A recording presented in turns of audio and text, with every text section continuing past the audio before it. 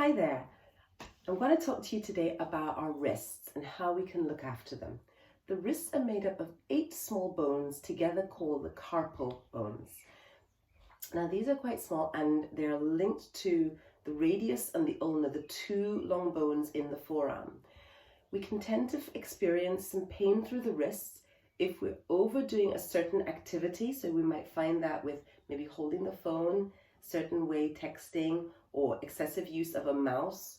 That can lead to pain in the extensor muscles. So we have 2 types of movement specifically in the wrist that I'm going to talk about today. So we have wrist flexion and wrist extension. Yeah. Naturally, your wrist can also move from side to side. So there's lateral movement as well. The internal lateral movement is not as great as the external lateral movement. But right now today, I want to talk about flexion and extension. So when we go into postures or actions that excessively make flexion or extension, we can weaken the wrist flexors and equally the wrist extensors.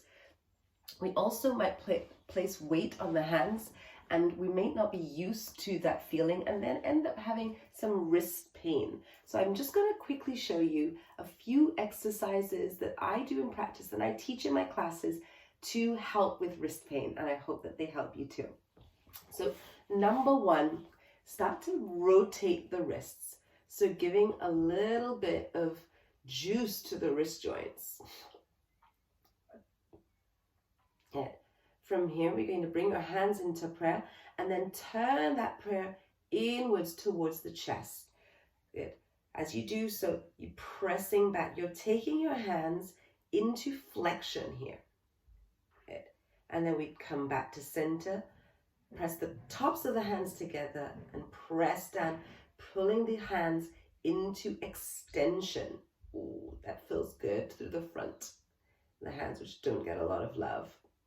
And from here we can bring a little bit more, when we move more activity through the wrist, when we move the wrists around like this, we're actually bringing more blood to the muscles around the wrists, which will help for any damage to bring oxygen and healing to the wrist joints.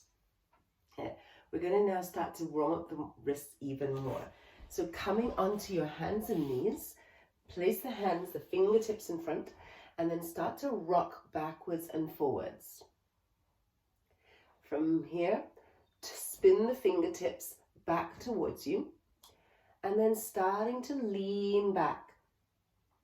Take the hips back towards your heels. So how far you can go will really depend on your skeletal structure.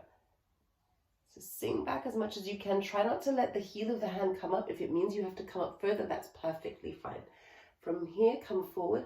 Start to take your knees back a little bit, but this time keep your shoulder directly over your wrist. Take your knees back a little bit more, maybe a little bit more. Maybe you tuck the toes under and come into plank. Hold it here for maybe 5 or 10 breaths. If it feels too much, by all means, drop your knees and come back to a place where you feel comfort. Once you've worked up to taking 5 to 10 breaths there, you're going to come and release the hands, taking a few rotations, and then turn the fingertips towards your knees, coming down. Now this might feel a little sticky. Come to bring the fingertips a little bit more towards your knees, and then bring your shoulders over your wrists, and then start to once again lean back. Try again not to let your hands come up. If that means that this is as far as you go, then that's perfectly fine. Then come forward once again, start to take the knees back. And take the knees back a little bit more and a little bit more. And you kind of know where we're going with this.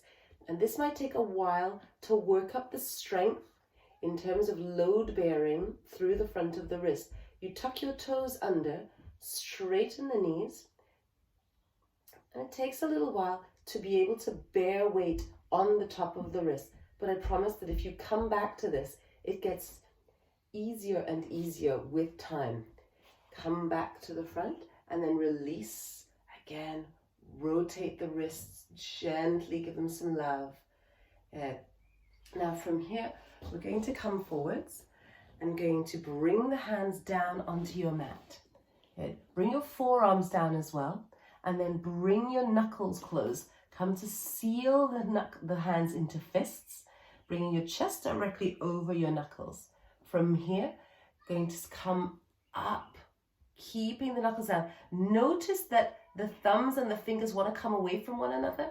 Try to keep them all the way in and come back down and coming up, come back down, coming up here and then come back down, coming up, and then one last time, we come all the way up, squeeze in here, and then release. Give the hands another little rotation.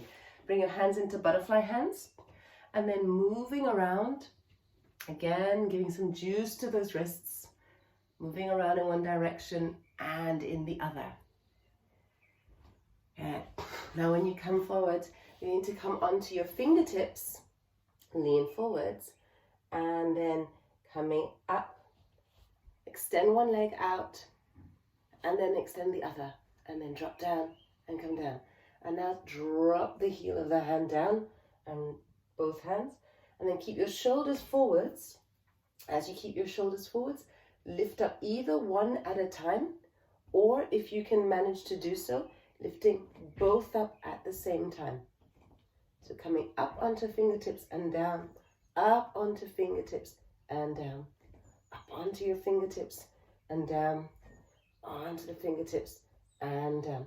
Try to resist shifting back, because when you do this, you're placing absolutely no weight at all in your hands, so you're really not doing any good. Much better would be if it's hard to do it at the same time, go one at a time and then come down. One at a time and then come down. One at a time and then come down. Then start to lift just the heel of the hand and come down, just the heel of the hand, so the finger joints stay down. And you can again start to move the knees back, but without compromising this line of shoulder over wrist. Good. And then maybe when you're ready, you start to do both at the same time. You'll notice that you need to really engage lower belly to make that work. So you're actually strengthening the wrist and your tummy at the same time. Good. Come back to center. And then rotate the wrists one more time. Then we're going to come on to my favorite, which is a forest-inspired exercise for the wrists. So come to find an easy seat. Open the arms out nice and wide. And then draw the knuckles in. So drawing your hands into fists. Thumbs are up, like giving you the thumbs up, or as though you're holding two heavy jugs of water. Come to bring your thumbs all the way down. Make sure that your thumbs are all the way down so it looks like this and not like that. Yeah, so your thumbs are all the way down. Okay.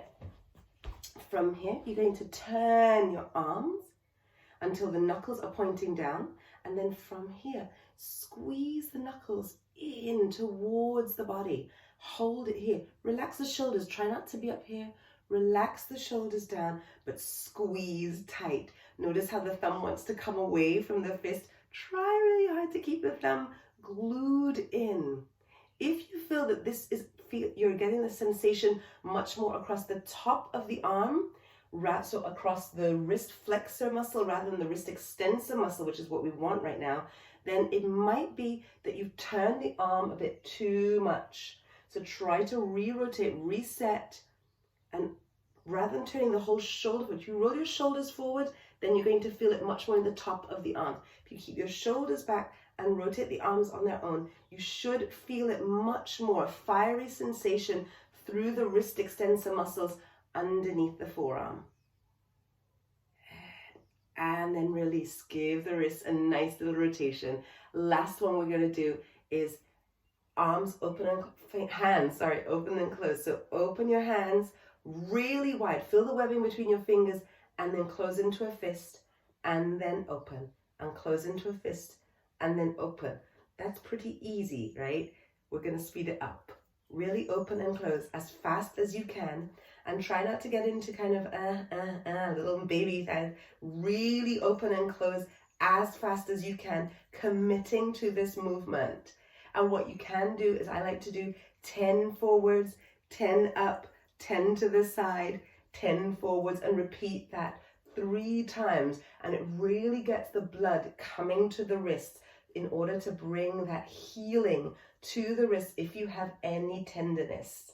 And when you've done that 3 times 30, 3 times and 90 repetitions, give your wrists a good little shake. Give them a nice stretch. Extend the palms forward. Take the hands back. Give them a nice little stretch here. And then on the opposite side, give them a nice little stretch here. Good. And release. And now you're ready to do as many chaturangas and downward facing dogs as you want. Check in. I'll have another video coming in to my online course when we go through really breaking down the vinyasa and the core poses, where we look at exactly how to do them to protect your wrists and to make sure that your wrists stay safe. So if you want to join me on that, stay in touch. It's coming soon. Take care, and it's beautiful to practice with you. Namaste.